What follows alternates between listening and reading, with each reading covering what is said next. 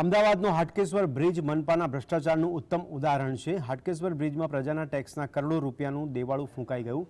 હવે અમદાવાદના વધુ એક બ્રિજના નિર્માણ કાર્યને લઈને વિવાદ ઊભો થયો છે। તેમાં પણ હાટકેશ્વર બ્રિજવાળી કંપનીને જ કોન્ટ્રાક્ટ સોંપાતા બ્રિજ નિર્માણની આખી કામગીરી શંકાના ઘેરામાં છે।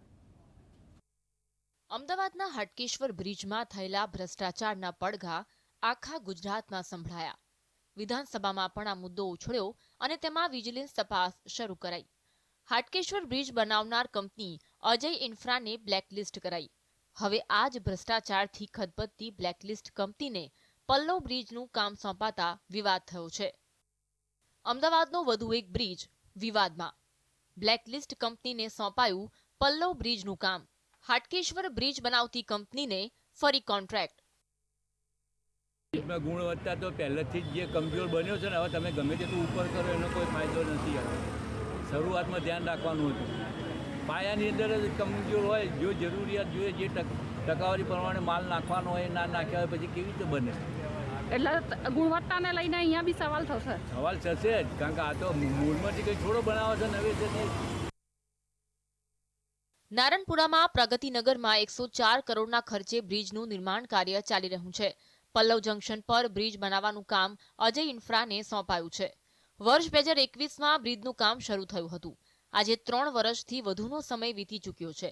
તેમ છતાં બ્રિજનું કામ ગોકળ ગતિએ ચાલી રહ્યું છે। છેલ્લા 4 મહિનાથી પલ્લવ બ્રિજનું કામ સંપૂર્ણપણે બંધ છે। 3 વર્ષમાં માત્ર 30% જ કામ પૂર્ણ થઈ શક્યું છે। કોન્ટ્રાક્ટરને પૈસા પૂરતા આવો એટલે સારું બનાવે, ટકાવારી ના લો, ટકાવારી ઓછી લો તો સારું બનાવે। અને તમે ટકાવારી લો એટલે રાશિ બને નાહી જાય અને એનો ધણી કોણ? બરોબર, લોકો નુકસાન કરે।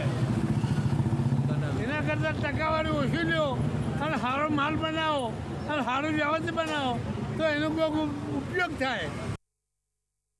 મોડે મોડે જાગેલા કોર્પોરેશનના સત્તાધીશોએ પલ્લવ બ્રિજ માટે વિજિલન્સ તપાસના આદેશ આપ્યા છે। બ્રિજની કામગીરી પર વિજિલન્સ ટીમ દ્વારા ખાસ નજર રાખવામાં આવી રહી છે। બ્રિજના બનાવેલા કોલમ, બ્રિજના જોઈન્ટ વગેરે જગ્યા પરથી સેમ્પલો લઈ સરકારી લેબોરેટરીમાં ટેસ્ટિંગ માટે મોકલાયા હતા। વિજિલન્સ ખાતાના અધિકારીઓ દ્વારા પણ આ બ્રિજની મુલાકાત લેવામાં આવી હોવાના પણ અહેવાલ છે, જેને કારણે કોન્ટ્રાક્ટ કંપની અજય ઇન્ફ્રાએ બ્રિજની કામગીરી સંપૂર્ણપણે બંધ કરી છે।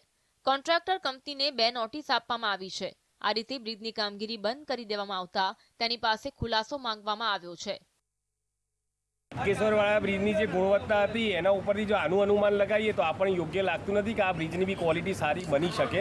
કારણ કે છેલ્લા કેટલાય વર્ષોથી આ કામ અટકીને પડ્યું છે અને ફરી કોઈ બ્રિજ બનાવવા માટે કોઈ મળ્યો નહીં એમને, એટલે ફરીથી એ જ જે બોગસ ગુણવત્તાવાળો બ્રિજ હાટકેશ્વરનો બનાવ્યો હતો ફરીથી એના એ જ અંદર મિલીભગતને બધું એવું જ લાગી રહ્યું છે કે ફરીથી એમને કોન્ટ્રાક્ટ સોંપવામાં આવ્યો છે। હવે શું આશા રાખી શકીએ કે ઓલરેડી એકવાર તો એનું આપણે જોઈ ચૂક્યા છે કે રિઝલ્ટ શું આવ્યું છે। હાટકેશ્વર બ્રિજમાં હલકી ગુણવત્તાનું બાંધકામ થયું હતું, જેથી તેને ઉતારી લેવામાં આવશે। હવે હાટકેશ્વર બ્રિજ બાંધનાર કંપનીને જ પલ્લવ બ્રિજનું કામ સોંપાતા આખી કામગીરી પર શંકા ઊભી થઈ રહી છે।